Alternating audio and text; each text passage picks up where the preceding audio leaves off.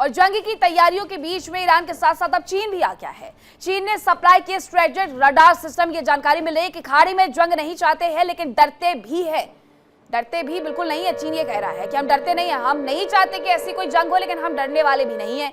Iran पर बाहरी देश का जो दबाव है वो बिल्कुल भी मंजूर नहीं है। चीन हो या फिर रशिया हो, दोनों ही खाड़ी देशों के साथ खड़े नजर आते हैं जब अमेरिका युद्ध की तैयारियों में है। तो जंग की तैयारियों के बीच ईरान ने कहा है कि हम डरते नहीं है और अपने स्ट्रेटेजिक रडार सिस्टम तक उसने पहुंचाने शुरू कर दिए हैं। इसके पहले रूस का Mi-28 भी हमने देखा था कि ईरान पहुंच चुका है। ईरान में वो उड़ान भरते हुए नजर आ रहा है।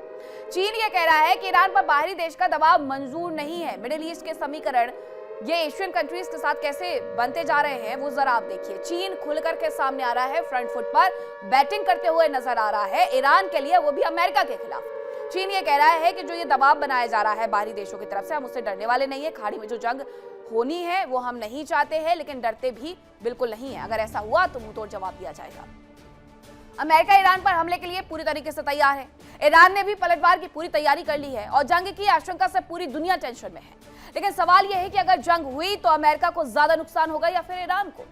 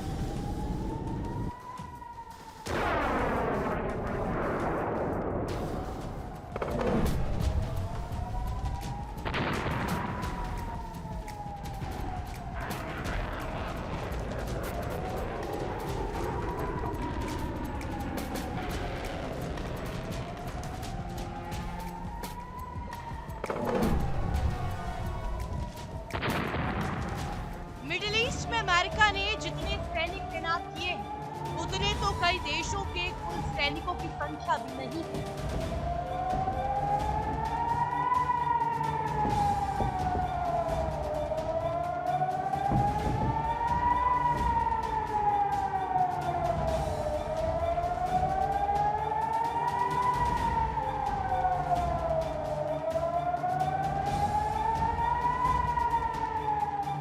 अब तक अमेरिका ने मध्य पूर्व में इतने सैनिक कभी तैनात नहीं किए।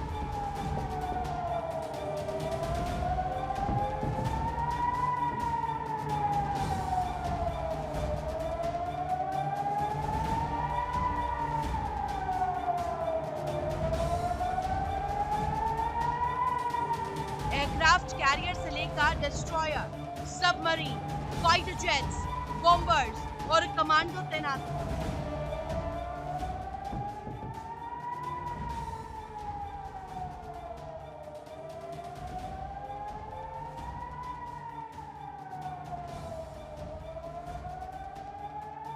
अमेरिका ने ईरान के खिलाफ जबरदस्त तैयारी की है।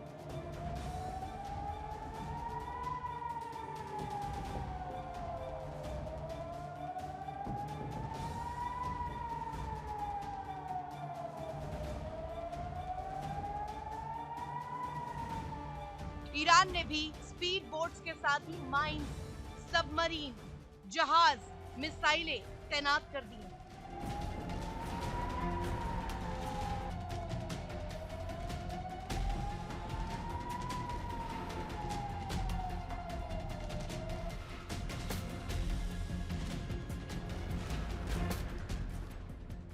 अमेरिका के हर बार के पलटवार की तैयारी पूरी हो चुकी है, लेकिन इन सब के बीच एक सवाल उठ रहा है कि अगर इस क्षेत्र में जंग हुई तो किसे ज्यादा नुकसान उठाना पड़ेगा।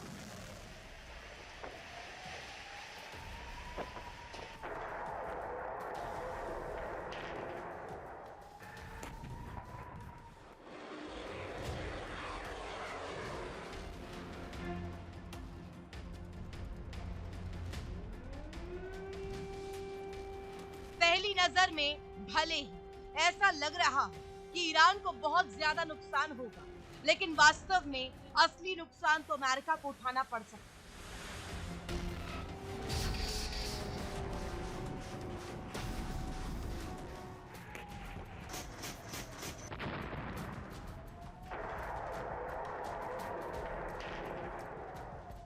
हालांकि ये कैसे होगा ये हम आपको आगे बताएंगे, लेकिन उससे पहले आपको जंग में हुई सबसे बड़ी घटना के बारे में बताते हैं।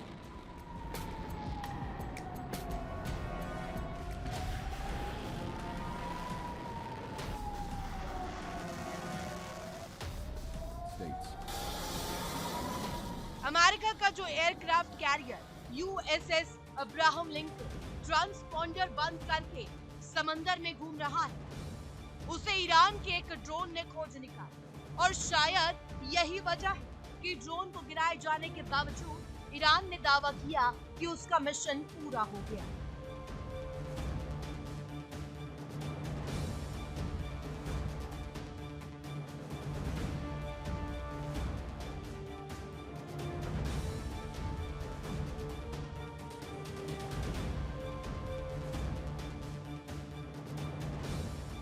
उधर अमेरिका ने ड्रोन और मिसाइलों के होते हुए भी एक मामूली ड्रोन को गिरने के लिए अपना फाइटर जेट रवाना कर दिया। शायद अमेरिका ये संकेत देना चाहता था कि अगर ईरान ने एक भी गलती की तो अंजाम बहुत बुरा हो।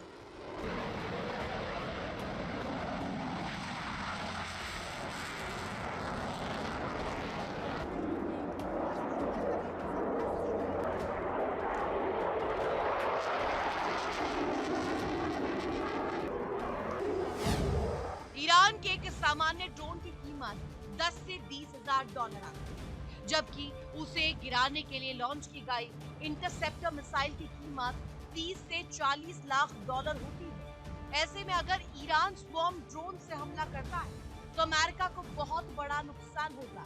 जिस शाहिद 139 ड्रोन ने यूएसएस अब्राहम लिंकन का पता लगाया, उसकी कीमत करीब 70,000 डॉलर होती है, जबकि अमेरिका के F-35C की कीमत करीब 10 करोड़ डॉलर आती है। ईरान के समंदर में तैनात अटैक बोट की कीमत करीब 1 से 5 लाख डॉलर तक आती है, जबकि इनके निशाने पर मौजूद यूएसएस अब्राहम लिंकन की कीमत 4.5 से 5 अरब डॉलर।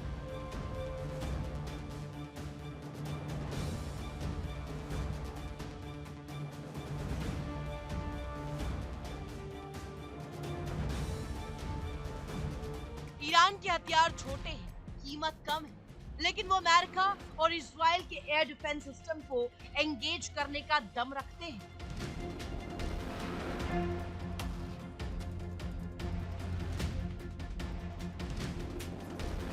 और उनकी महंगी इंटरसेप्टर मिसाइलें बर्बाद करवा सकती हैं। इसके बाद ईरान बैलिस्टिक मिसाइलों से भारी तबाही मचा सकता है।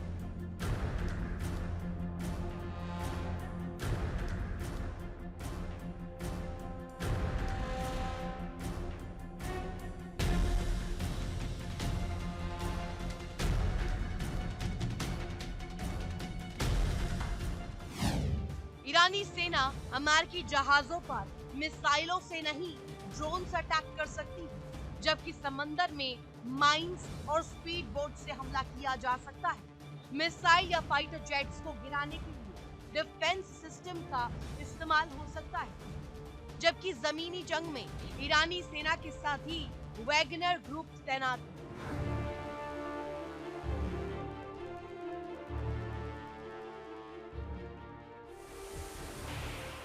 अगर मिडिल ईस्ट में अमेरिका के प्लान के मुताबिक जंग छोटी थी, तब भी ईरान के छोटे और सस्ते हथियारों के मुकाबले अमेरिका को अपनी महंगी मिसाइलें खर्च करनी होंगी, यानी आर्थिक नुकसान अमेरिका को ही ज्यादा होगा।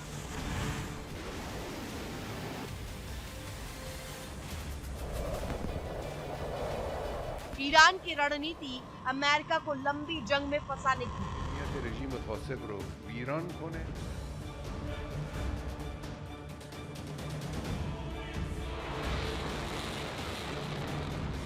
और अगर वो अपने प्लान में कामयाब हो गया तो यकीनन अमेरिका को आर्थिक और सामरिक दोनों ही मोर्चों पर भारी नुकसान हो सकता है।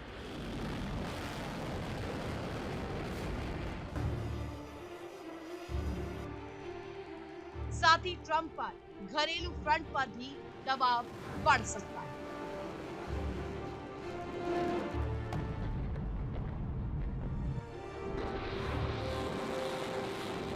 फिलहाल रूस और चीन ईरान की हथियारों से मदद कर रहे हैं, लेकिन अगर वो भी इस जंग में उतर आए तो अमेरिका का नुकसान कई गुना बढ़ सकता है।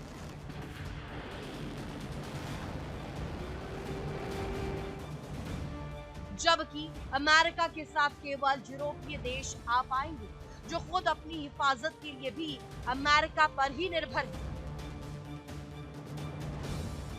यानी ये कहना मुश्किल नहीं कि अगर जंग हुई तो ट्रंप को घरेलू और आर्थिक दोनों ही मोर्चों पर भारी दबाव झेलना पड़ सकता है।